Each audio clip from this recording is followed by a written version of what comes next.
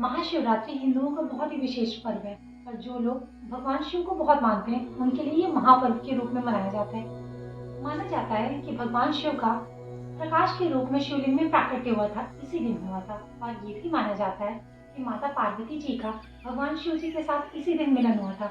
एक तरीके से हम इसे भगवान शिव की मैरिज एनिवर्सरी के रूप में भी मनाते हैं। अब बात करते हैं कि शिवरात्रि होती क्या है। वो रात्रि जो भगवान शिव को समर्पित हो। इस दिन हम 4 पहर की पूजा करते हैं। 4 पहर उनकी पूजा की कैसे जाए, चलिए बात करते हैं। सुबह हम उठकर तांबे के लोटे में 1 लोटा जल सूर्य को अर्पित करें। इस तरह से हम अपने दिन की शुरुआत करें।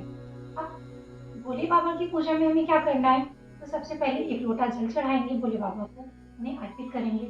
उसके बाद पंचोपचार विधि का प्रयोग करेंगे।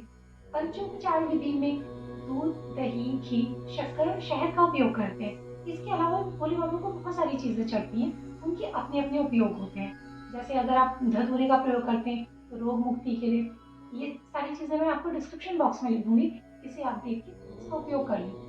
अब बात करते हैं कि पहले हमने भोले बाबा को जल चढ़ाया, पंचोपचार विधि का प्रयोग किया। उसके बाद जो भी मंत्र जाप हमें करने हैं हम उसका प्रयोग करेंगे। भोले बाबा को खुश करने के लिए ओम नमः शिवाय का मंत्र जाप बहुत ही शुभ होता है। अगर आपके पास जितनी भी श्रद्धा है, जितना भी आप कर सकते हैं सामर्थ्य अनुसार, 1 माला, 11 माला, 3 माला, जितना भी आप कर सकें इस दिन अवश्य ही करें।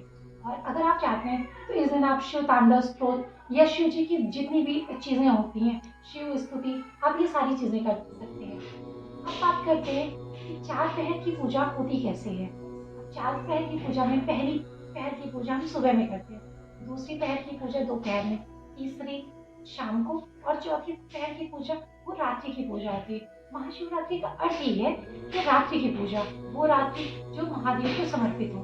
तो रात्रि की पूजा या सारी पूजा हम करेंगे कैसे, तो सुबह की पूजा एक नॉर्मल हो गई, दोपहर की और शाम की भी पूजा। रात्रि की पूजा में 11 से लेके 1 बजे तक की पूजा जो होती है वो रात्रि की पूजा होती है। अब चारों पहर की पूजाओं में हमें मेनली क्या चढ़ाना है।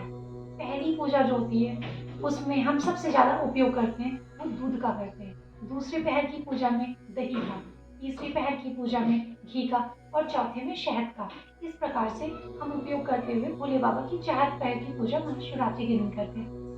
पर इसमें एक चीज ध्यान रखना है कि हमें जल का प्रयोग चारों पहर में करना है, तो बहुत ही अच्छा होगा।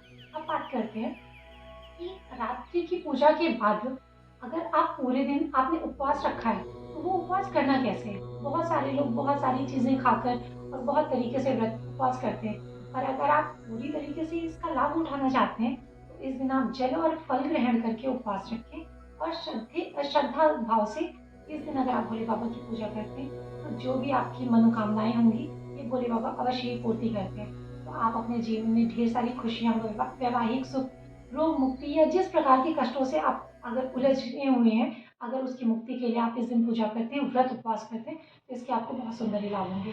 धन्यवाद।